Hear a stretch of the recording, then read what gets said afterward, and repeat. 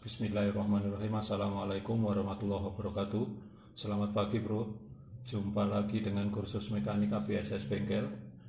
Kali ini kita akan menjawab salah satu komen yang paling banyak ditanyakan oleh para komentator, yaitu jalur sirkulasi oli. Kenapa di Shogun itu sering terjadi panas berlebihan?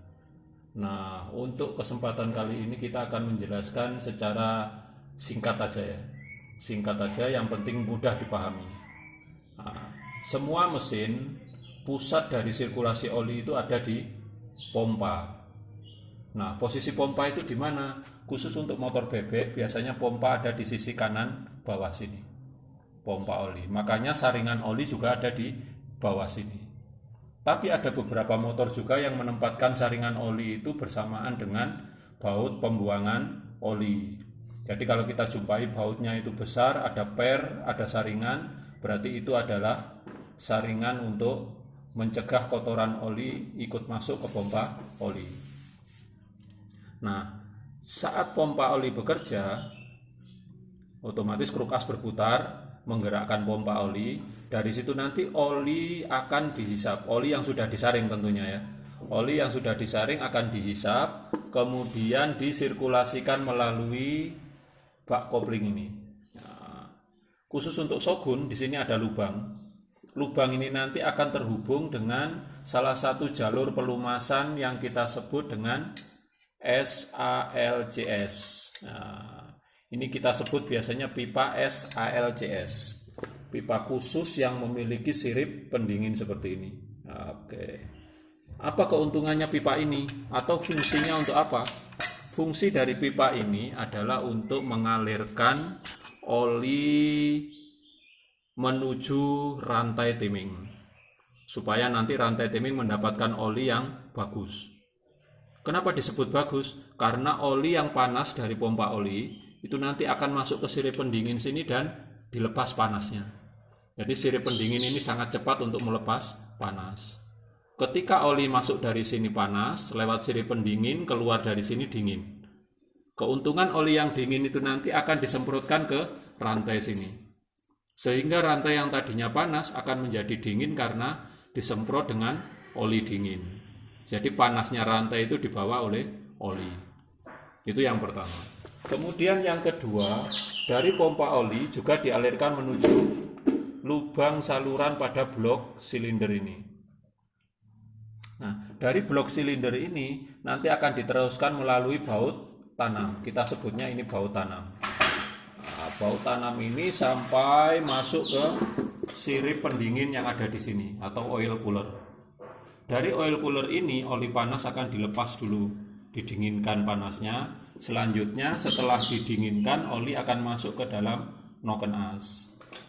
Setelah melumasi noken as, rocker arm, pair klep, kemudian boss klep, pen rocker arm dan lain-lain, oli akan kembali melalui lubang yang ada di bawah ini. Jadi lubang ini adalah jalur kembalinya oli yang membawa panas mesin. Jadi setelah melumasi noken as, rocker arm dan lain-lain, oli yang sudah membawa panas mesin turun melalui lubang bawah ini, masuk ke blok silinder dan selanjutnya masuk ke lubang yang di sini ini. Nah, ini juga tembusannya dari sana. Itu jalur yang kedua ya. Jadi jalur yang pertama itu ke rantai timing melalui pipa SALCS. Jalur yang kedua ke head cylinder melalui baut tanam. Nah, jalur yang ketiga melalui bak kopling ini. Dari bak kopling ini nanti oli akan disemprotkan ke tengah sini. Jadi kalau kamu buka bak kopling nanti di tengah sini ada lubang. Lubang ini akan mengirimkan oli ke bagian kopling otomatis dan kruk as. Jadi kruk as yang sebelah kanan ini dia memiliki lubang.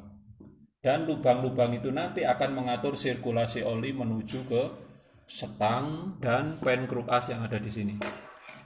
Jadi nanti setang ini bisa mendapatkan pelumasan karena oli yang masuk dari sisi kanan kruk as. Nah, untuk pemeriksaan biasanya kita tiup sisi kanan ini dan udara harus keluar dari sela-sela sini. Jika di sini ditiup dengan kompresor dan di bagian setang ini tidak ada udara yang keluar, berarti saluran oli tersumbat. Biasanya kita semprot dengan bensin bisa untuk menghilangkan sumbatan. Itu jalur yang ketiga. Jalur yang keempat, setelah melumasi kruk as, oli juga dipompa menuju ke tonjolan sini. Nah, kalau kamu lihat di sini ada lubang sementara, ada pengunci sementara. Nah, saluran ini nanti akan memiliki sebuah nozzle atau penyemprot. Di dalam sana dia akan menyemprot menuju ke lubang di sela-sela lifter pada kopling manual. Jadi di situ nanti kopling manual juga mendapatkan semprotan khusus. Itu istimewanya pada pelumasan Suzuki Shogun. Kalau motor lain tidak ada yang ke kopling manual, yang ke kruk as ada. Itu proses pelumasannya ada 4 jalur. Lalu komponen yang lain mendapat pelumasan dari mana? Selain yang saya sebutkan tadi, tidak ada jalur dari pompa oli yang mengirim ke komponen-komponen tersebut. Misalnya untuk piston. Piston itu akan mendapatkan pelumasan dari percikan-percikan pada bandul ketika piston bergerak turun. Jadi nggak ada jalur khusus yang melumasi piston.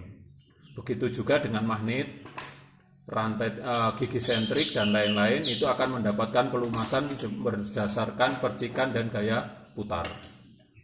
Karena kondisi mereka, kondisi magnet, kopling, transmisi itu kan bisa dibilang dekat dengan oli, terendam dengan oli. Jadi dari situ lebih mudah untuk mendapat pelumasan. Jadi itu tadi untuk jalur pelumasan pada Suzuki Shogun. Ada 4 jalur ya. Jalur yang pertama adalah dari pompa oli menuju ke pipa SALCS. Nah, ini untuk melumasi rantai timing tetapi oli didinginkan terlebih dahulu. Jalur yang kedua melalui blok silinder. Nah, lubang ini. Blok silinder, head silinder untuk pelumasan noken as, rocker arm, pen rocker arm, klep, pair klep dan lain-lain, oli kembali melalui lubang bawah pada head silinder ini. Itu jalur yang kedua. Jalur yang ketiga, oli masuk ke bak kopling untuk melumasi kruk as, kopling otomatis, gigi kecil kruk as, setang piston, pen kruk as dan lain-lain. Melalui jalur yang di tengah as kruk as sisi kanan. Nah, jalur yang keempat itu adalah semprotan nozzle ke arah kopling manual untuk melumasi kampas, plat, gigi sekunder, lifter, dan lain-lain. Jadi pelumasannya lebih sempurna. Karena pada kopling manual itu akan terjadi gesekan yang menyebabkan banyaknya debu atau geram-geram. Jika debu itu tidak larut ke dalam oli, akan menyebabkan selip kopling. Selip kopling itu nanti yang mengurangi tenaga mesin. Kurang lebih seperti itu. Selain untuk pelumasan, oli tersebut juga mengatur suhu panas mesin. Jadi itu nanti ketika oli naik ke noken as, maka noken as yang tadinya panas itu akan diserap panasnya oleh oli.